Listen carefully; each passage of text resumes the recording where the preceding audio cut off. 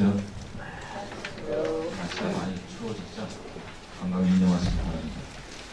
오늘은 이전에 바울의 편지하고는 좀 다른 사적인 편지를 좀 다루려고 합니다. 우리가 이전에 살펴봤던 빌립보서, 갈라디아서, 고린도, 전서, 로마서는 그 지역에 있는 교회에 보면 공적인 성격이 굉장히 강한 편지였습니다. 그래서 오늘은 대단히 사적인 성격이 강한 편지를 좀 살펴보려고 합니다. 빌레몬서 같은 편지는 빌레몬이라는 자신의 친구에게 보낸 일종의 좀 부탁의 편지입니다. 오네시모라는 한 노예, 옥중에서 알게 된 자신에게 수발을 들었던 오네시모를 부탁하는 대단히 사적인 내용의 편지라고 볼 수가 있습니다. 아마도 사도 바울이 자신의 이런 사적인 편지가 후대에 남으려고 아마 예상을 못했을 거라고 생각이 됩니다. 그러나 이 빌레몬서는 상당히 어떻게 보면 혁명적인 편지라고 볼 수가 있습니다. 2000년 전 노예제 사회였던 로마에 노예는 자신의 소유물입니다. 우리 현대인들에게 감성에는 좀 다르겠지만 소유물, 자신의 소유물을 내어달라, 어떻게 보면 사적 재산에 대한 침범이라고 볼 수가 있습니다. 그러한 편지를 받고 있고 바울의 급진적인 신앙을 엿볼 수 있는 그런 편지라고 볼 수가 있습니다. 빌레몬서는 개인에게 보낸 편지입니다. 저작 시기는 약 60년경 에베소의 감옥에서 보낸 편지로 추정이 됩니다. 왜냐하면 서두에 보면 예수를 위해 갇힌 자 된 바울은 이렇게 되어 있습니다. 구절에도 보면 갇힌 자 이런 표현이 나오죠. 그래서 옥중에서 보면 옥중서신이라고 볼 수가 있습니다. 이 편지를 쓴 목적은 굉장히 개인적입니다. 그래서 오네시모의 주인 빌레몬에게 그의 노예 오네시모를 형제와 동역자로 대해줄 것을 부탁하기 위한 그런 편지라고 볼 수가 있습니다. 그래서 중심 사상은 그리스도 안에서의 형제라고 볼 수가 있습니다. 우리가 갈라디아서를 할 때 살펴보았지만 갈라디아서 3장 28절에 이런 말이 있습니다. 그리스도 안에서는 유대인이나 이방인이나 여성이나 남성이나 주인이나 노예나 다 하나다. 그러한 바울의 사상을 실천한 그런 것을 보여주는 편지가 빌레몬서입니다. 그래서 형제 안에서의 그리스도 안에서의 형제를 보여주는 편지라고 볼 수 있습니다. 당시의 신분이나 계급을 뛰어넘은 그리스도 안에서의 어떠한 신앙적 형제를 표현한 글이라고 볼 수가 있습니다. 문학적 구조는 상당히 간단합니다. 한 장밖에 되지 않기 때문에 인사와 오네시모에 대한 바울의 부탁 그리고 끝 인사와 축복으로 간략하게 구성된 편지라고 볼 수가 있습니다.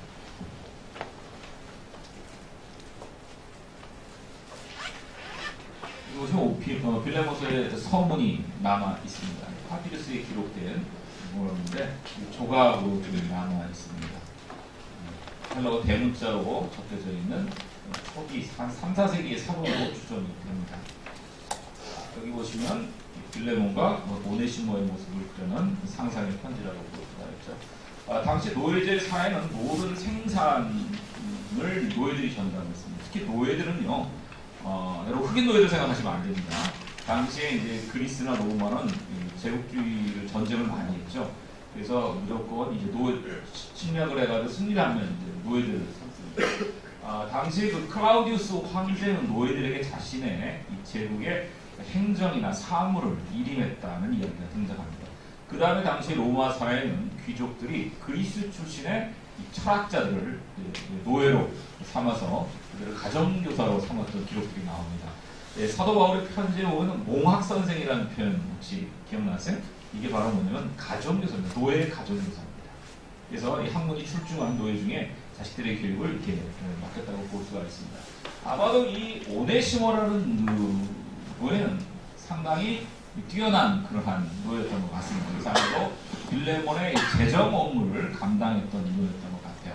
근데 재정상에 무슨 불이익을 줬는지 실수를 했는지 이 사람이 도망쳐서 사도 바울을 찾아옵니다. 옥중에 사도 바울을 찾아와서 빌레몬하고 사도 바울이 친하다는 걸 알고 오네시모가 사도 바울의 이제 옥중 시중을 들면서 당시에 로마의 옥중이라는 것은 요즘 감각하고 좀 다릅니다.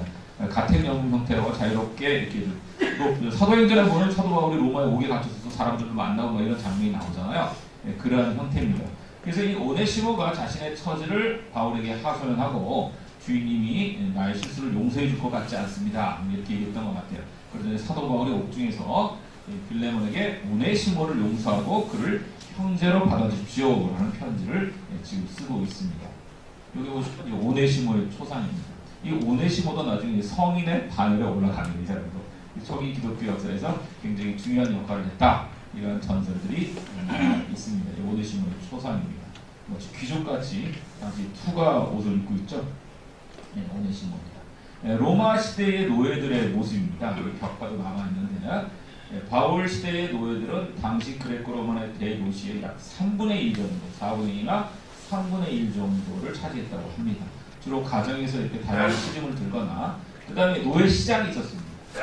전쟁이 끝나고 나면 이 포로들을 잡아와서 노예로 시장을 팔았죠. 그래서 튼튼한 노예, 요거 이제 일시키는 노예죠. 그 다음에 어린아이, 시중 두는 노예, 뭐 다양한 노예들이 있었다고 합니다. 여기 보시면 당시 노예들이 이제 계산도 하고 글도 쓰고 상당히 이제 학문적으로도 뛰어난 노예들이 있었다는 것을 볼 수가 있습니다. 그래서 이 빌레몬서는 이러한 당시 고대 그리스 로마 사회의 노예들의 관습과 형태들이 합이 반영되어 있는 서신이라고 볼 수가 있습니다. 그래서 빌레몬서를 보면 빌레몬은 아마도 골로새 근처에 살았던 그러한 크리스찬이었던 것 같습니다. 일찍부터 바울과 친교를 나눴고 그의 노예 오네시모가 아마 교육받은 재정을 담당한 노예였던 것으로 추정이 됩니다. 빌레몬서 10장 20절에 보면 이러한 추정을 가능케 하는 구조였습니다. 그래서 도망쳐서 바울의 가르침으로 옥중에서 크리스찬이 되었고 아마도 이제 그의 잘못을 용서해 달라고 빌레몬에게 이제 편지를 보내달라고 요청을 했던 것 같습니다. 그래서 이제 그 편지를 보내게 됐습니다. 그래서 이 빌레몬서의 주제는 그리스도 안에서의 평등이라고 볼 수가 있습니다. 이 오네시모라는 이름은 유용한이라는 뜻입니다. 그래서 11절에 보면 재밌게 이제 사도 바울이 말놀이를 하고 있어요. 어드펀이 있는데 아크레스토스, 무익한. 근데 그리스도 안에서 유크레스토스, 유익한 자가 되었다. 이렇게 이야기하고 있죠. 아마도 우리도 그리스도 안에서 이렇게 유익한 자들이 되시기를 기원합니다. 사도 바울이 이 빌레몬서에 보면 최근에 또 급진적인 사람들은 사도 바울이 직접적으로 노예 철폐를 얘기하지 않았다. 사도 바울의 어떤 한계성들을 이야기하는 사람들이 있는데 그건 좀 너무나 시대착오적인 해석인 것 같습니다. 직접적으로 사도 바울은 이 노예 철폐를 얘기하지 않았지만 이 신앙 안에서 이 제도적 혁명보다는 이 정신적 혁명을 이야기하고 있습니다. 그래서 복음이라는 것은 이념적 선동을 통해 변화를 가져오기보다는 우리의 내면의 마음을 변화시켜 그리고 세상을 변형시키는 그런 태도라고 볼 수가 있습니다. 제가 예전에 학교에서 공부할 때 우리 선생님 중에 항상 내연, 외연을 부르시는 선생님인데 일단 마음이 불타야 밖에 나가도 불사질다는 거죠. 그러니까 마음이 변하지 않는다면 세상이 변할 수 없다는 거죠. 세상부터 먼저 바뀌다 보면 자기 마음도 바뀌지 않은 상태에서 세상을 바뀌다 보면 어떻게 되죠? 마음이 황폐해지는 그런 변화를 많이 봤습니다. 우리 기독교 대학들이 바로 그런 것들의 증거라고 볼 수가 있습니다. 한 사람의 변화가 세상을 어떻게 변화시키는가를 보여주죠. 요즘 저희 이제 대학에서 평전을 하나 쓰고 있는데 저희 그 언더우드 뭐 알레는 많이 알려져 있는데 이 머레이라는 분 혹시 들어보셨습니까? 교수님 중에 머레이 선교사? 머레이 선교사님은 원래 캐나다 여성 1호 의사입니다. 근데 이분이 1920년대 한국에 들어와서 함흥, 윤동주가 있는 북간도에서 최초의 전문이에요. 이 양반이 목사의 딸이었는데 그 당시에 캐나다에서는 여성에게 안수를 안 줬다고 합니다. 그래서 이분이 의사가 의학대학, 여성을 받아주는 의대에 가서 의학 공부를 하고 20년대 한국에 와서 북한을 중심으로 한흥과 간도에서 의료선교사로 캐나다 의료선교사로 봉사를 하죠. 근데 일본 사람들에게 쫓겨납니다. 근데 쫓겨나고 이제 6.25 전쟁 때 한국에 들어와요. 근데 북한으로 가고 싶었는데 이제 전선이 막히니까 원주에 내려와서 모바일 클리닉을 갖고 이 양반이 병원, 그 다음에 나환자들, 한센병들, 혈액 환자들을 고칩니다. 그래서 이분이 이제 저희 대학을 세워요. 병원을 만듭니다. 원주 기독교 연합병원을 그 당시에 미국 감리교가 갖고 있는 또 토지하고 해서 만듭니다. 그 다음에 76년에 이제 연세대하고 합병이 돼서 지금 원주 세브란스, 원주 의과대학이 만들어지게 되는데요. 이분의 생애를 보면 놀랐습니다. 저는 어떤 면에서는 언더우드보다 더 조명이 돼야 된다고 생각하는데 제가 교목으로 가가지고 이분 여성 의료 선교상을 이분 이름으로 제정을 했어요. 그래서 여성 의료인들을 좀 인커리지하는데 이분의 이름을 좀 사용하자 그렇게 했는데 대단한 분입니다. 전라도 가면 서석평 선교사를 혹시 들어보신 분 계세요? 서석평? 이분이 영양실 쪽으로 돌아가셨어요. 대단한 분이에요. 간호사로 파견 오셔가지고 이런 분들의 한 사람의 변화가 세상을 변화시키고 우리 사회를 변화시키는 모습들을 볼 수가 있다는 그러한 얘기죠. 그래서 이분 갑자기 생각이 나서 말씀을 드립니다. 그래서 우리 안에 신앙의 어떤 불타오름이 그리고 사회 변화까지 이루어질 수 있는 것, 그런 것들이 기독교적인 사회 변화라고 볼 수가 있습니다. 빌레몬서를 통해서 바울은 노예와 주인을 화해시키려고 노력을 합니다. 상당히 당시 2000년 전에 봤을 때는 어이없는 짓입니다. 이런 계급적 서열에도 불구하고 바울은 오네시모와 빌레몬을 화해시키려고 합니다. 재밌는 것은요, 14절에 보시면, 빌레몬서 14절에 보시면 이렇게 얘기합니다. 다만 내 승낙이 없이는, 그러니까 빌레몬 당신의 승낙이 없으면 나는 원하지 않습니다. 어떻게 하면 자발적으로 하시기를 바랍니다. 라는 이러한 권유가 등장합니다. 그러니까 강요할 것이 아니죠. 그리스도의 신앙 안에서 자발적으로 당신이 이를 받아들일 건지 안 받아들일 건지 선택하십시오. 이렇게 얘기합니다. 16절에 보면 아주 대단한 얘기가 나오죠. 종과 같이 대하지 말고 종 이상으로 사랑하는 형제로 주 안에서 받아주시고, 17절에 동역자로 내가 부탁하니 나에게 하듯이 이 오네시모라는 노예를 받아주십시오 라고 이렇게 이야기합니다. 대단한 굉장히 급진적인 그리스도 안에서의 급진적인 사랑의 모습을 볼 수가 있습니다. 12절에 보면 신복이라고 얘기합니다. 그는 내 신복이다. 근데 이 신복의 헬라어를 찾아보면 우리말에 창자라는 뜻이에요. 창자. 가장 나의 육신의 내장의 일부다. 뭐 이렇게 표현합니다. 오네시모를. 그 정도로 내가 아끼는 사람이니까 나를 봐서 그를 받아주시오라는 이런 권면의 말이라고 볼 수가 있습니다. 그래서 바울은 이러한 오네시모라는 노예의 운명에 깊게 공감하는 그러한 모습을 오늘 이 빌레몬서에서 보여줍니다. 현대인들이 공감의 능력을 많이 상실했죠. 공감을 컴패션이라고 얘기하죠. 컴, 투게더, 함께 패션, 고통을 느낀다 그런 얘기죠. 고통받는 사람에게 얼마나 힘들까, 얼마나 아플까, 그의 고통을 마음 깊이 이해해 주는 게 바로 공감 능력입니다. 근데 저희 요즘 학생들도 그렇고 이제 공감 능력이 많이 떨어집니다. 타인의 고통을 잘 이해하지 못하는 게 사이코패스죠. 자기 아픔을 가면서도 뭐 웃으면서 아프지 뭐 이러고, 이게 사이코패스입니다. 사실 윤리의 시작은 공감 능력입니다. 상대방의 아픔을 자기 아픔처럼 느끼면서 행동하는 게 바로 윤리적 실천이라고 볼 수가 있는데, 사도 바울이 이 빌레몬서를 통해서 아주 뛰어난 공감 능력을 보여주고 있습니다. 우리 크리스찬들이 이웃의 아픔을 자기의 몸처럼 느끼는 공감 능력을 회복해야 된다는 것을 우리가 빌레몬서에서 깨닫게 됩니다. 자, 이제 그러면 디모데 전후서로 넘어가도록 하겠습니다. 이 디모데 전후서는 사도 바울이 제자 디모데에게 보내는 편지입니다. 오늘 빌레몬서는 자신의 친구 빌레몬에게 보내는 편지고, 디모데 전후서는 자신의 제자 디모데에게 보내는 편지입니다. 외형상 이 편지는 바울이 지금 에베소에 머물고 있으면서 자신의 동역자요 제자인 디모데에게 보내는 일종의 목회 지침서라고 볼 수가 있습니다. 그래서 우리가 신약성서에서 바울의 편지 중에 목회 서신 뭐 이렇게 표현하고 있죠. 패스토럴 레터 이렇게 표현하고 있는데, 일종의 스승이 제자에게 목회를 할 때 이렇게 교회를 운영하고 교회에 어떤 문제가 생기면 이렇게 치리해라, 목회적인 어떠한 훈계를 주는 편지라고 볼 수가 있습니다. 그래서 바울의 편지 중에서 디모데 전후서, 디도서를 소위 목회서신이다 이렇게 분류를 합니다. 사실 이 목회서신이라는 명칭은 1703년에 바르도라는 학자가 이 디도서를 지칭하면서 유래가 됩니다. 그러다가 1726년에 안토니라는 사람이 디도서뿐만 아니라 디모데 전서를 포함해서 목회서신이다 이러한 타이틀을 붙이면서 현재까지 디모데 전서, 디도서를 목회서신이라고 부르기도 합니다. 이 목회서신의 특징은 우리가 지난번에 살펴봤던 고린도서나 빌립보서, 로마서와는 달리 이 편지는 전부 다 교회 공동체, 이 지역에 있는 가정교회 공동체에게 보낸 편지들입니다.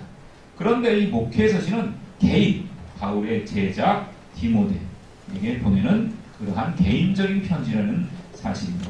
그래서 이 때문인지 우리 목회서신에서는 바울의 사적인 부탁과 개인적인 연대가 곧잘 표현이 됩니다. 예를 들어서 디모데후서 4장 13절에 보면 개인적인 부탁이 등장합니다. 디모데에게 뭐라고 얘기하냐면, 자, 내가 올 때 내가 들어와 갑옷 집에 둔 그 두꺼운 옷이 있으니 겉옷이 있으니까 추운데도 겉옷을 좀 가져오고, 여러분 겉옷은 이불 같은 겁니다. 히브리 사람들은 추울 때 이 겉옷을 덮고 잡거든요. 여행할 때 굉장히 중요합니다. 겉옷을 가져오고 또 책을, 그 당시에 책은 인쇄물 책이 아니라 전부 다 필사본이죠.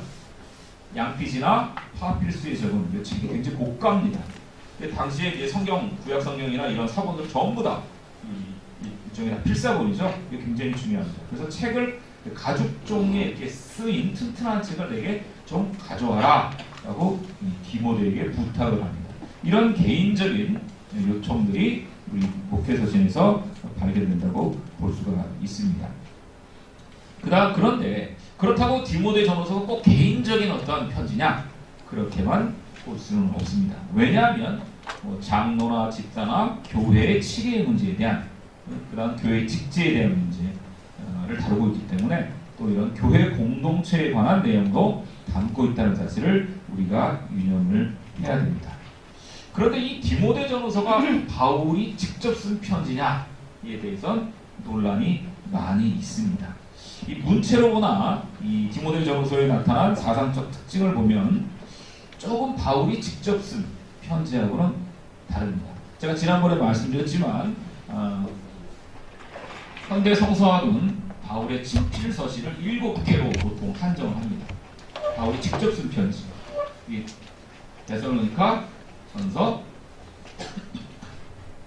갈라디아서, 고린도 전후서, 로마서, 빌립보서, 빌레몬서, 이 5개를 직접 바울이 쓴 편지로 보통 얘기합니다. 하나, 둘, 셋, 넷, 다섯, 여섯, 7개. 7개를 바울의 친필 편지라고 합니다. 그 다음에 에베소서라든지 골로새서 같은 경우는 바울의 사상과 바울의 부전 전승을 제자들이 결합을 시켜서 바울의 쓴 것처럼 이렇게 남겨둔 편지라고 봅니다. 우리 현대인들의 입장에서 이건 그럼 위서냐? 근데 그렇지 않습니다. 왜냐하면 우리가 2000년 전 고대인들은 스승의 이름으로 자신의 작품을 남기는 사회적인 관례가 있습니다. 플라톤도 보면 자신의 그래서 소크라테스가 쓴 것처럼 막 언급을 하잖아요. 이게 당시의 관례입니다. 그럼 우리가 오늘 살펴보는 이 디모데 전후서는 과연 바울의 친필일까라는 문제제기가 많이 있어 왔습니다. 보통 대부분 한 70% 정도는 이 바울의 이름을 빌려서 쓴 편지다 이렇게 봅니다. 물론 이번 하워드 마샬 같은 학자는 바울의 친필로 보는 경향이 있는데, 근데 바울로 친필로 보기에는 약간 문제점들이 있습니다. 문제점이라기보다는 차이가 좀 있다고 볼 수가 있죠. 예를 들면 고린도전서 12장에 보면 교회를 그리스도의 몸으로 비유하고 있습니다. 그런데 디모데 전후서에서는 교회를 감독, 장로, 집사와 같은 교회의 직분으로 명확하게 구분을 합니다. 그리고 이들에 대한 임명권을 디모데에게 주는 모습을 볼 수가 있습니다. 대단히 제도화된 어떠한 교회의 직분을 얘기하죠. 근데 고린도전서 12장에서는 그러한 모습들이 보이지 않습니다. 고린도전서에서는 성령의 은사, 카리스마를 강조하고 그리스도의 몸된 교회의 일치를 호소합니다. 그런데 디모데 전후서는 그래서 뭐라고 얘기하냐면 이러한 은사들이 하이라키가 있는 게 아니라 각각의 직능적 기능이 있다. 그래서 어떤 은사의 카리스마의 평등성을 사도 바울이 주장하는데, 이 디모데 전후서에 보면 수직적인 하이라키가 나옵니다. 대단히 가부장적 교회의 직제를 통해서 위계적인 관리를 강조하는 모습을 볼 수가 있습니다. 바울은 자신의 편지에서 이 사도의 권위와 영적 카리스마에 입각한 지도력을 발휘하고 있는데 디모데 전서는 이런 제도적 권위를 강조하고 있다고 볼 수가 있습니다. 그래서 과연 디모데 전서가 사도 바울의 직접적인 편지가 맞느냐, 이러한 주장들이 있다 하는 그러한 이야기입니다. 그 다음에 이 파루시아, 그리스도의 재림에 대해서도 약간 다른 신학적 주장들이 등장합니다. 우리가 지난 시간에 살펴봤던 데살로니가 전서에서는 그리스도의 임박함, 곧 그리스도의 파루시아가 올 것이다. 데살로니가 전서 4장에 보고 그 얘기가 나오죠. 그런데 디모데 전서에는 이런 임박한 파루시아의 주장이 약간 후퇴되는 모습이 등장합니다. 내일 주님이 오시는데 지금 교회의 직제, 장로 많은 거, 직사대로 이게 중요할까요? 그렇지 않죠. 디모데 전서의 분위기를 보면 이제 제도적인 모습으로 교회가 앞으로 쭉 진행돼갈 그러한 전제가 되어 있습니다. 그래서 분위기가 좀 확연히 다릅니다. 그래서 과연 이게 맞냐? 이런 주장들이 들죠. 밑에 도표를 보시면요. 그래서 이 바울의 7개의 친필 서신과 목회 서신의 분위기가 사뭇 다른 모습을 볼 수가 있습니다. 예를 들면 교회의 지도자는 바울 서신에서는 대단히 카리스마적인 모습으로 등장합니다. 그래서 카리스마적인 사도나 예언자나 교회의 모습으로 등장하는데 목회 서신은 굉장히 제도적인 감독, 장로, 집사 이런 직분들을 강조합니다. 그 다음에 이 설교도 보면요, 이 신학적 내용도 보면 바울 서신은 예수님의 십자가와 부활, 그 다음에 종말론적인 어떤 재림의 문제를 아주 직접적으로 얘기하고 있는데 이 목회 서신은 윤리 훈계입니다. 그래서 목회 서신에는 바울의 다른 편지와는 다르게 신학적인 논쟁이 그렇게 많지가 않습니다. 예를 들면 칭의론이라든지 이런 이야기들이 거의 없어요. 그래서 이러한 어떻게 보면 제도를 지키기 위한 이런 윤리적 훈계들이 굉장히 강력하게 등장을 합니다. 그래서 이 성도의 신앙에 대한 모습도 보면, 강조하는 모습도 보면 바울 서신은 어떤 카리스마적인 리더십에 순종하는 모습이 강조하고 있는 데 반해서 목회 서신은 이러한 성립된 교리를 인정해라는 이런 의미가 등장합니다. 성도의 생활도 바울 서신에서는 사랑과 믿음과 소망 이런 게 굉장히 강조가 되는데 목회 서신에서는 경건 생활에 대한 강조가 등장을 합니다. 이단에 대한 공박도 바울 서신, 갈라디아서 지난번에 살펴봤을 때 대단히 직접적인, 굉장히 강력하게 신학적 논증을 합니다. 이런 적대자들에게. 그런데 목회 서신은 그런 모습이 좀 완화돼서 진리에 대한 옹호, 이러한 표현들이 등장합니다. 그래서 교회의 본문도 바울 서신에서는 강력하게 지금 그리스도의 파루시아가 얼마 남지 않았으니까 많이 선교하고 이런 건데 목회 서신은 계속 교회가 앞으로도 유지될 것이라는 이러한 교회의 운영 방침들이 등장을 합니다. 그래서 디모데 전서는 굉장히 교회의 모습이 바울 시대보다는 확대된 그러한 분위기를 보여줍니다. 그래서 교회의 제도나 직제에 대해서 관심을 기울입니다.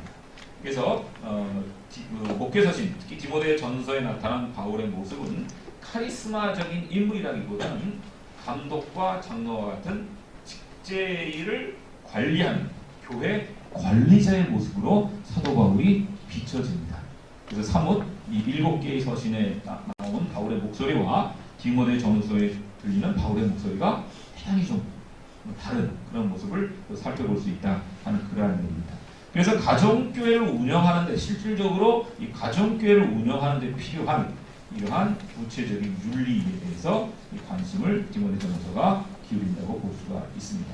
이 바울의 7개의 서신에 보면 아주 적대적, 대적자들, 특히 보수적인 율법자들에 대해서 아주 강력하게 바울이 밀어붙이는 모습을 볼 수가 있는데 이 목회 서신에서는 그런 모습이 별로 없습니다. 바울의 모습. 대단히 교회의 안정적인 운영과 관리를 위해서 어떻게 보면 대단히 방어적인 그런 바울의 분위기가 등장한다고 볼 수가 있습니다. 이 디모데 전서를 쓴 사람은 누가 썼는지는 확실하지 않습니다. 사도 바울의 가르침과 사도 바울의 어떠한 전승들을 이제 교회 운영에 맞게끔 그러한 것들을 이렇게 편집을 해서 사도 바울이 쓴 것처럼 사도 바울의 권위를 빌려서 그렇게 표현하고 있습니다. 그래서 명백히 디모데 전서의 저자에 대해서는 학자들이 말을 하지 않습니다. 누군지는 명확히 모릅니다. 자, 어쨌거나 사도 바울의 권위를 빌려서 그의 유포됐던 말씀들을 모아서 사도 바울이 디모데에게 전하는 그러한 분위기로 좀 편지를 쓰고 있습니다. 그런데 이 디모데 전후서를 읽어보면 이미 이 디모데 전후서를 읽는 사람들이 바울의 개인사나 그의 가르침을 잘 알고 있었던 것으로 전제를 합니다. 또한 디모데 전후서에 보면요, 선한 양심, 선한 행실, 절제, 자족, 연당, 이건 스토아 철학의 덕목들입니다. 그래서 이러한 스토아 철학의 덕목들이 교회의 윤리로 차용되는 것을 볼 수가 있습니다. 그래서 이 독자들이 원래 디모데 전후서를 읽었던 독자들이 대단히 헬라 사상에 익숙한 그러한 이방 크리스찬이라는 사실을 보여줍니다. 특히 디모데후서 3장 2절에 등장하는 소위 악덕 목록이 있습니다. 3장 2절에 보시면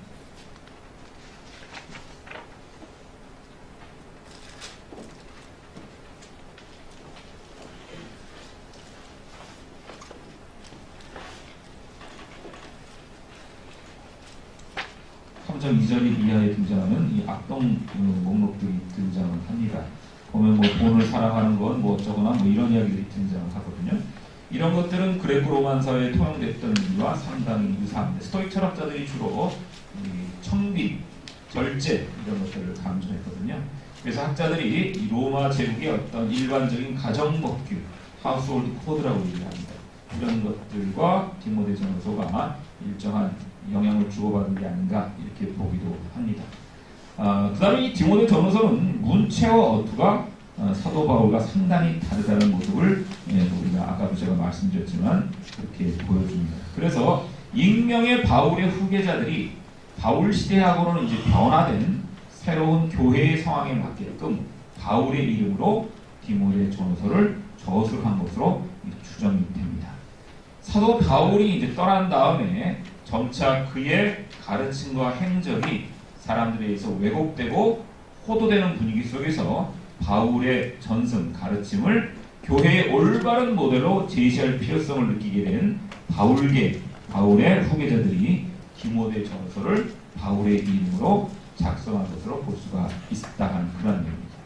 사실 3세기, 4세기까지는요, 우리가 지금 뭐 사도 신약성서에서 13번이 27번 중에서 13번이 바울의 이름으로 지금 포함되어 있습니다. 신약성서의 절반이 포함되어 있죠.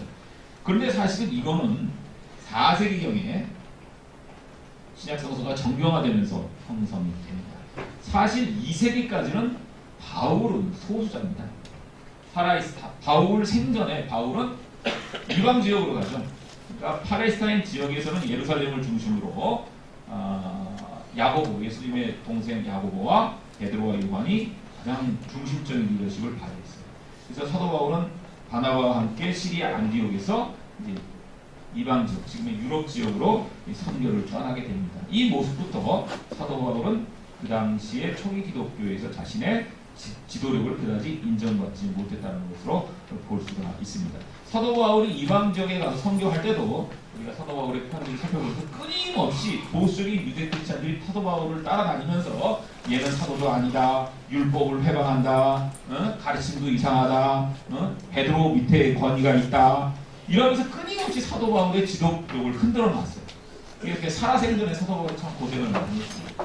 그 다음에 이 양반이 돌아가신 다음에도 이 사도 바울의 사상을 비의적으로 왜곡시킨 사람들이 있어요. 그래서 영지주의者. 요즘 영지주의 복음서가 굉장히 인기가 있죠. 영지주의 복음서, 도마복음서 들어보셨어요? 도마복음서? 도마복음서는 예수님의 어록집입니다. 어록집. 그 다음에 가론 유다복음서. 이게 이제 1948년에 나그 한마디 20대 나그 한마디에서 했는데, 이 영지주의는 뭐냐면 하나의 체계적인 시스템이나 집단이 있는 게 아니라 그 당시에 유행했던 사상 조류입니다. 그래서 그노시스라는 신비로운 지식, 영지를 깨달으면 거예요. 믿음하고 상관이 없어요. 근데 이 영지주의들이 이 교회에 침투해가지고 이 바울의 사상을 왜곡시킵니다. 왜냐하면 바울의 사상을 영지주의적으로 해석할 여지가 상당히 많습니다. 예를 들면 지난번에 우리가 고린도 후서에 보면 내가 한 사람을 나누니 그가 몸 안에 있었는지 몸 바깥에 있었는지 굉장히 신비주의 요소가 강하죠. 그 다음에 사도 바울이 그리스도와의 합일, 그리스도로 옷 입는다, clothed with Christ, 그리스도 안에서 in Christ, 이런 단어를 굉장히 많이 써요. 이게 그리스도의 심리적 연합이거든요. 이게 제가 하는 얘기가 아니라 알버트 슈바이처 박사가 아프리카에서 선교하면서 쓴 책이 하나 있어요. 바울과 신비주의라는 책에 보면 그렇게 주장합니다. 그래서 이러한 것들을 가지고 2세기, 3세기의 영지, 특히 마르시온이라는 사람이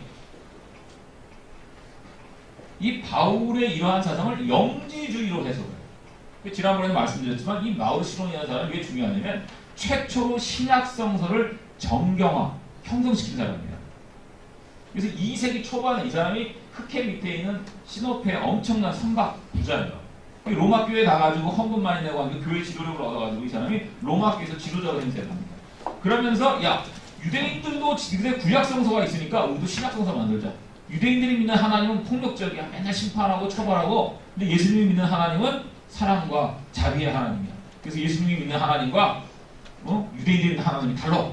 그러면서 신약성서를 이 사람이 편집을 합니다. 11권의 책으로 만들어. 그런데 10권이 다 바울의 편집입니다. 한 권은 누가복음. 누가는 바울하고 친하니까, 그죠? 그래서 11권으로 체결했는데 나중에 2세기 후반에 사도교에서 이 사람을 이단으로 정지합니다. 사도적 전승이 없다라는 거예요. 그래서 마르시온의 이 정리 11권의 체계가 무시당합니다. 그런데 4세기경에 아타나시우스나 이런 사람들에 의해서 결국은 이 사람이 선정했던 책들이 다 들어가 있어요. 예. 그래서 제가 무슨 얘기를 하고 싶으냐면 초대교회가 직면한 가장 큰 문제, 내부적으로 직면한 가장 큰 문제는 뭐냐면 바로 영지주의적 공격, 영지주의적 공격. 지금 디모데 전서에서도 뭐 신화나 거짓 족보 이런 얘기는 그거를 조심하라는 얘기가 나오죠. 이게 바로 영지주의적입니다. 그래서 이러한 태도들에 대해서 사도 바울의 이름으로 지금 디모데 전서에서 경고를 하고 있다고 볼 수가 있습니다. 그래서 영지주의자들이 굉장히 깊이 침투를 합니다. 근데 이것이 나중에는 굉장히 유행을 해서 제가 이건 바울이라서 말씀을 안 드렸는데 이 영지주의 문헌이해가 상당히 요즘 더 각광을 받고 있습니다. 그래서 우리나라에도 지난번에 다빈치 코드라는 소설이 있었죠. 댄 브라운이 쓴 영화로도 만들고 거기 보면 영지주의 복음서인들이 막 등장합니다. 특히 3세기, 4세기 가면 엄청나게 영지주의 복음서들이 출몰을 하죠. 이것들. 자, 그러한 이야기입니다. 그래서 소위 목회서신에는 이런 영지주의에 대한 반대들이 등장을 한다고 볼 수가 있습니다. 그래서 이런 영지주의자들이 바울의 복음을 왜곡시키고 바울을 잘못 해석하는 것에 대해서 지금 목회서신은 바울의 권위에 깃대해서 그의 가르침으로 이런 것들을 경고하는 모습들을 볼 수가 있습니다. 그래서 바울의 권위가께서 그의 권면과 가르침을 지금 2세대 교회에 전하고 있는 모습을 우리가 디모데 전서에서 확인할 수가 있습니다. 자, 디모데 전서는 그러면 언제 쓰여졌느냐, 장소 어디에 쓰여졌느냐, 어떤 목적으로 쓰여졌느냐 좀 살펴보도록 하겠습니다. 이 디모데 전서와 디도서, 소위 목회서신에는 28명의 이름이 등장을 하는데 18명이 에베소와 관련된 인물들입니다. 그래서 이 목회서신들은 아마 에베소에서 쓰여진 것으로 볼 수가 있다 그런 얘기입니다. 그래서 에베소를 중심으로 여러분 바울이 선교를 하면서 가장 오래 머물렀던 장소가 에베소입니다. 약 3년 정도 머물렀습니다. 그래서 이 에베소를 중심으로 후대 사람들이 바울의 다양한 편지들, 지금 우리에게는 13권 정도만 남아있지만 훨씬 많았다는 걸 추정합니다. 지난번에 고린도후서 제가 강의할 때도 말씀드렸지만 5개 이상의 편지들의 흔적들을 볼 수가 있다 이렇게 말씀드렸죠. 수많은 바울의 편지들이 있었습니다. 그래서 에베소를 중심으로 그러한 바울의 편지들이 다시 수집되고 이 수집된 편지들을 다시 편집하고 재해석합니다. 그래서 소위 폴라인 스쿨이 있었을 것으로 추정을 하기도 합니다. 에베소 가보신 분들 혹시 계십니까? 네. 도서관 있었죠. 그래서 도서관도 있고. 그래서 에베소가 굉장히 지적인 활동이 활발한 그런 도시였습니다. 그래서 그러한 도시 분위기에 따라서 아마 에베소에서 소위 바울 학파가 있지 않았을까 이렇게 추정을 합니다. 그러한 사람들이 흩어졌던 바울의 편지들을 모으고 바울의 가르침들을 재구성했을 것이다. 그 중에 하나가 디모데 전서다. 이렇게 보여지기도 합니다.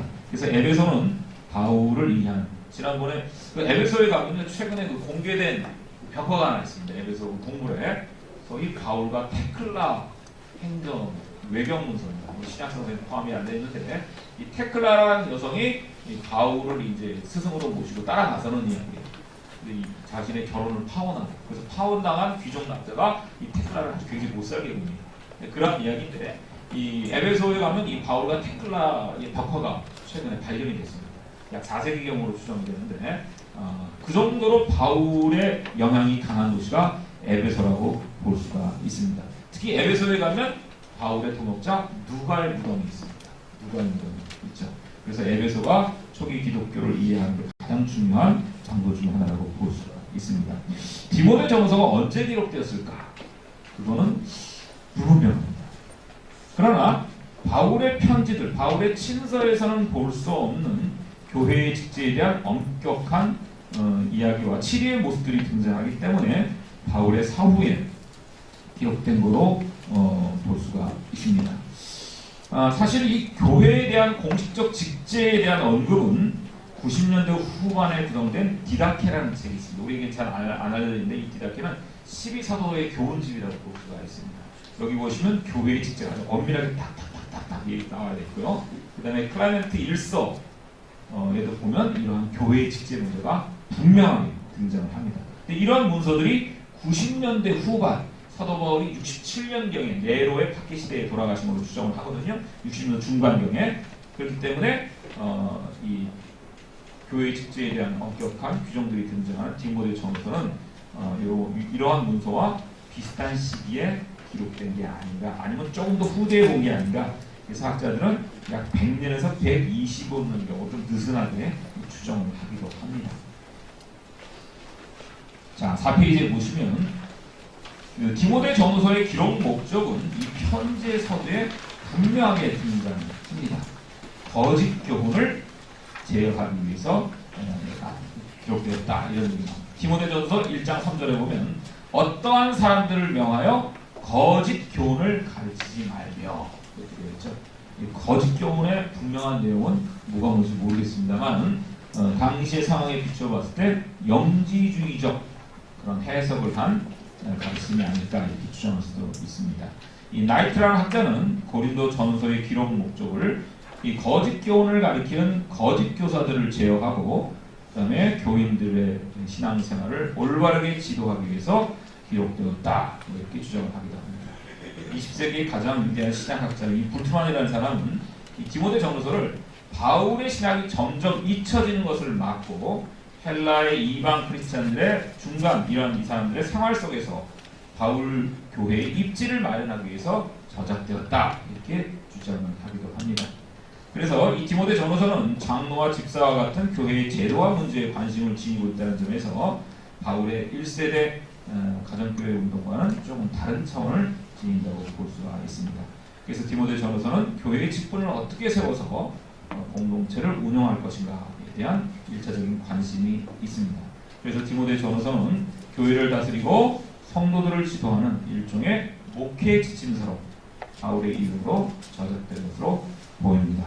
자, 그렇다면 편지의 수신이 편지를 받는 디모데가 누구인가?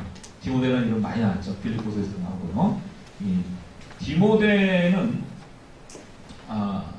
이렇게 얘기를 합니다. 사도 바울. 그리스도 예수의 사도된 나 바울은 믿음 안에서 참 아들된 디모데에게 편지하느냐.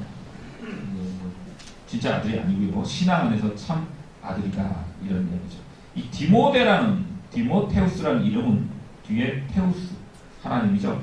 하나님을 공경하는 자라는 뜻입니다. 직역을 하면 하나님의 존귀함을 받은 자다 이런 뜻이죠. 대단히 히브리식 이름이라고 볼 수가 있습니다. 이 디모데는 사도행전에 6번 등장합니다. 바울서신에는 12번 등장하고요. 제2 바울서신 에베소나 고로새서 이런 바울서신에는 2번 등장합니다. 그래서 아주 자주 빈번하게 언급되는 바울의 최측근 인물이라고 볼 수가 있습니다. 이 디모데의 이력에 대해서는 사도행전 16장에 잘 나타나 있는데 이 디모데는 서아시아 루카오니아의 루스드라 출신입니다. 아버지는 헬라 사람이었고요. 어머니는 유대인이었습니다. 그 다음에 특히 외할머니 로이스 유대인이었고요. 어머니 유니게 유대인인데 이들을 통해서 성경, 여기서 성경은 구약 성경을 의미합니다. 그래서 유대적 교육을 받았던 그런 인물입니다. 그런데 아버지가 헬라 사람이었기 때문에 할례를 받지 못했습니다. 유대인들은 낳은 지 8일 만에 할례를 받죠. 할례라는 것은 남성의 성기 표피를 자르는 거죠. 이게 아브라함이 하나님으로부터 언약을 받았다는 언약의 육적인 표지입니다. 그런데 이 사람은 할례를 받지 못했어요. 근데 사도 바울은 이 사람에게 할례를 줍니다. 근데 여기에는 전략적인 이유가 있죠. 유대인들이 디모데를 무할례자다라고 비난할까봐 그에게 할례를 주었다는 얘기가 사도행전 6장 3절에 등장합니다. 초대교회 전승에 따르면 이 디모데는 나중에 네르바 황제 96년에서 98년 로마의 황제였던 네르바 시기에 순교한 걸로 알려집니다. 우리 초대교회 지도자들 보면 다 거의 순교를 했다고 볼 수가 있습니다. 이 사도행전에 따르면 이 디모데의 행적이 등장을 하는데요. 바울의 2차 선교 여행의 동행자로 등장합니다. 그래서 이 디모데는 바울과 함께 바울이 서아시아에서 마케도니아 사람의 환상을 보잖아요. 건너가는데 그때 디모데와 동행을 합니다. 그래서 바울과 함께 유럽에 첫 발을 디딘 첫 미셔너리였다고 볼 수가 있습니다. 또 3차 전도여행 시절에도 바울을 도와서 에베소에서 복음을 전파하다가 마케도니아에 먼저 갑니다. 지난번에도 말씀드렸죠. 빌립보서 할 때. 그 다음에 바울이 예루살렘에 헌금을 전달할 때 동행을 했던 그런 아주 중요한 인물입니다. 예루살렘에 헌금한 문제가 왜 중요한지 제가 말씀드렸죠. 사도 바울이 왜 예루살렘에 헌금하려고 하냐면 거기는 신학적인 목적도 있습니다. 구약성서에 보면 종말의 날에 만국의 사람들이 하나님의 성전에 몰려가서 하나님께 헌물을 받는 이게 종말의 표징 중에 하나입니다. 그래서 사도 바울은 아마도 마케도니아 교회, 그리스 교회들이 예루살렘에 가서 헌금을 전달하는 이 표식이 종말에 대한 징표로 생각을 했던 겁니다. 그래서 그토록 심혈을 기울여서 이 헌금 걷는 문제에 바울이 노심초사했던 모습들을 우리가 볼 수가 있습니다. 그러한 바울의 행적에 굉장히 중요한 역할을 했던 사람이 바로 디모데입니다. 지금도 돈은 아무한테나 안 맡기죠. 가장 신임하는 사람한테 돈 지불을 시키는 것처럼 디모데를 그만큼 신임했다고 바울이 볼 수가 있습니다. 이 바울 편지에 사도행전에는 이렇게 묘사가 되어 있어요. 그럼 바울의 편지에는 직접 바울이 디모데를 어떻게 평가를 했는지 한번 살펴보도록 하겠습니다. 고린도전서 4장 17절에 보면 바울은 디모데를 이렇게 표현합니다. 주 안에서 내가 사랑하고 아끼는 신실한 아들이다. 이렇게 소개를 하고 있습니다. 빌립보서 2장 2절에 21절부터는 디모데를 이렇게 칭찬합니다. 저희가 다 자기 일을 구하고 예수 그리스도의 악을 구하지 아니하되 제가 잘못 인용한 것 같은데요. 디모데의 연단을 너희가 안 하니 자식이 아비에게 함같이 나와 함께 복음을 위해 수고했다. 대단히 바울이 디모데를 칭찬하는 모습을 볼 수가 있습니다. 여러분 예수님이 제자들을 이렇게 칭찬하는 모습 볼 수 있습니까? 보고서에 보면 예수님이 제자들을 이렇게 칭찬하는 모습 별로 못 보죠. 베드로가 찔방한 죄라고 혼나고 그런 얘기 나오는데 굉장히 달라요. 그죠? 아마도 진짜 마음 깊이 신뢰했던 그러한 사람이 디모데가 아니었는가 이렇게 이야기를 합니다.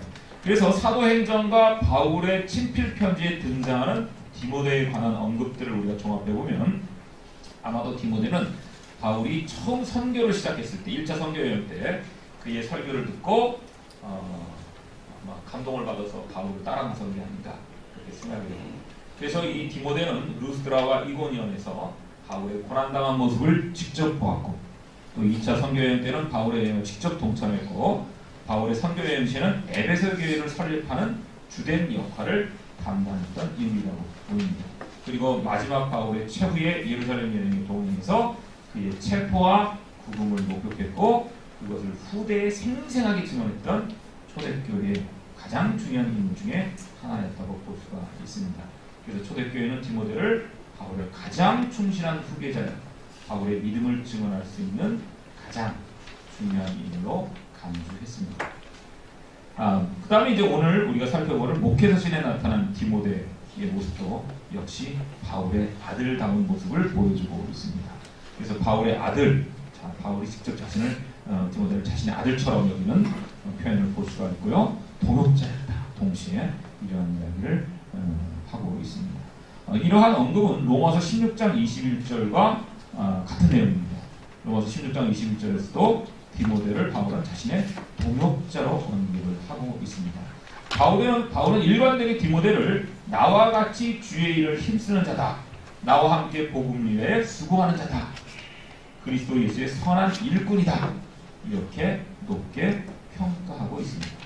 디모데후서 3장 10절 이하에 보면 디모데가 바울의 순환과 고난과 핍박을 직접 보고 알았다. 이렇게 이야기하고 있습니다.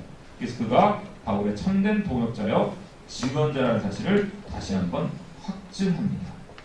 아마도 디모데는 바울의 가르침과 평생 바울을 함께하며 바울의 사역을 지켜오고 바울을 또 직접 배웠고 복음을 전달받은 그러한 인물입니다.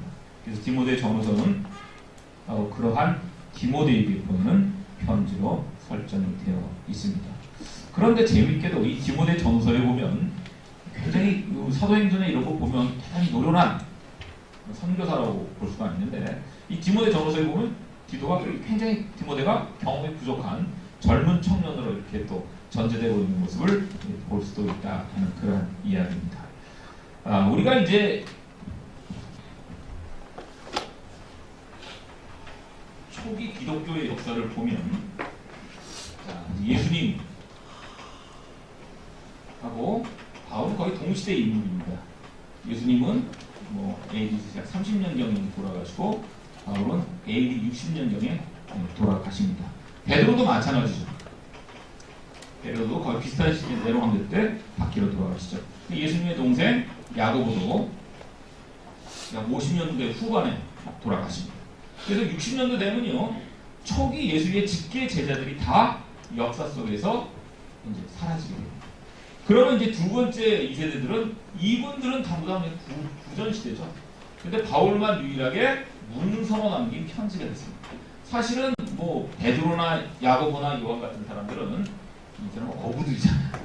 그래서 글을 기록할 수 있는 능력이 없을 거라고 보여줍니다. 마가 같은 사람은 초기 기독교의 파피아스라는 사람의 증언에 따르면 마가를 기록한 사람은 로마에서 베드로의 구술을 직접 듣고 복음서를 전한 걸로 초기 기독교는 기억을 하고 있습니다. 이게 바울 빼놓고는 전부 다 글을 몰랐던 사람이라고 볼 수가 있습니다. 근데 이분들이 거의 이제 60년경에 다 세상을 떠나고 순교를 합니다. 그리고 이분들의 유산을 어떻게 정리할 것인가가 굉장히 중요한 문제가 되죠. 그래서 60년대까지는 복음서가 없습니다. 복음서. 70년대부터 이제 마가 같은 사람들은 60년대 이제 중반부터 베드로가 로마에 있을 때 그의 구술을 통해서 최초의 복음서가 마가복음서죠. 그 다음에 마가를 토대로 누가복음서, 마태복음서, 누가복음 동시대에 기록됐고 약간 늦게 요한복음서가 기록이 시작이 됩니다. 그래서 요 시대에 들어가면 소위 리튼, 구전 오랄 트레디션이 강한 시대고요. 그래서 이런 것들을 이제 기록하기 시작한 문서화 시대로 도입을 하게 된다는 그런 얘기입니다. 그래서 디모데 전서도 이러한 분위기 속에서 바울의 편지 말고 바울이 직접 입으로 갖기 구전 시대잖아요. 그런 것들을 정리해서 바울이 디모데에게 보내는 편지의 양식으로 지금 목회 서신을 기록하고 있다고 생각하면 좋을 것 같습니다. 그래서 이 시대는 소위 카리스마적 리더입니다. 예수님도 대단히 카리스마가 있었고 바울도 그렇고, 그래서 이런 카리스마 1세대의 이 카리스마 리더들이 이제 사라지면서 이제 제도화가 필요한 것이죠. 이걸 정착시켜야 되니까 이런 제도화 과정에서, 그럼 제도화가 필요하면 위계가 필요하죠. 직분 이런 게 등장합니다. 그러니까 교회가 또 성장하고, 이때는 굉장히 섹트적인 분위기가 강합니다. 근데 이제 나오면서 점점 이제 교회 분위기가 등장하면서 이런 제도화가 필요하니까 일반 사회의 어떤 직제들을 교회로 가져오게 됩니다. 이런 얘기죠. 그래서 지금 디모데 전후서는 이 시기의 분위기를 반영한다고 볼 수가 있습니다. 이 디모데 전후서는 목회 서신은 바울의 1차적인 서신보다는 신학적인 강도가 약합니다. 칭의론이라든지 종말론이라든지 이런 것들이 강력하게 엿보이지는 않습니다. 그럼에도 불구하고 그러한 신학적 단편들이 이 디모데 전후서에 등장합니다. 그러한 문제들은 다음 시간에 한번 살펴보려고 합니다. 그래서 약간 이 임박한 종말론에서 이런 실현된 종말론의 모습들이 등장을 하기도 하고요.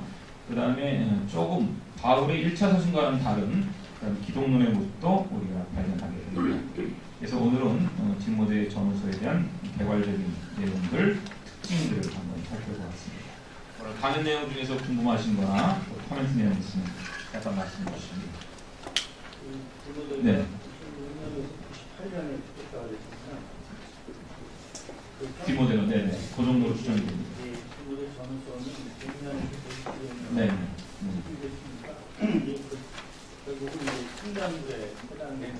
바울의 전승과 바울의 단편적 편지를 가지고 네.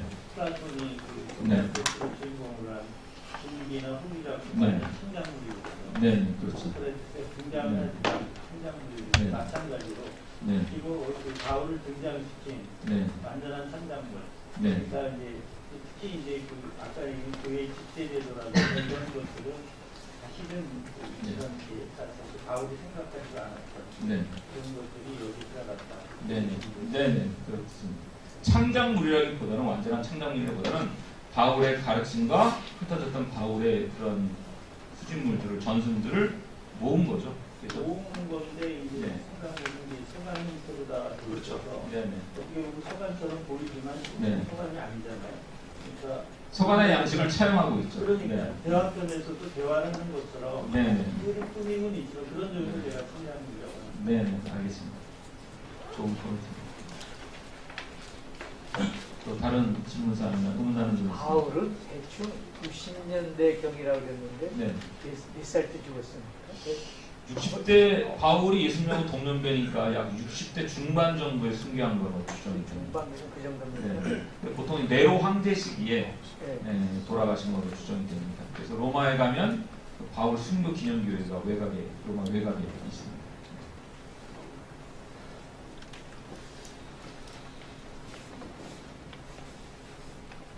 다른 질문 없으면 여기서 마치겠습니다. 고맙습니다.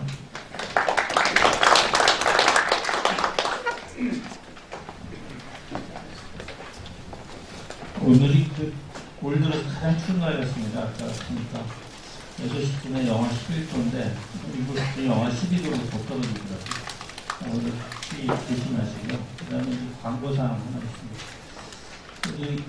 오늘이 13번째 주고 9번 남았죠? 9번밖에 안 남았는데 아직도 수업료 안 낸 분들이 있어요. 두 분이 있는데 끝까지 안 내실지 모르겠어요. 자진 납부하시고요. 그 다음에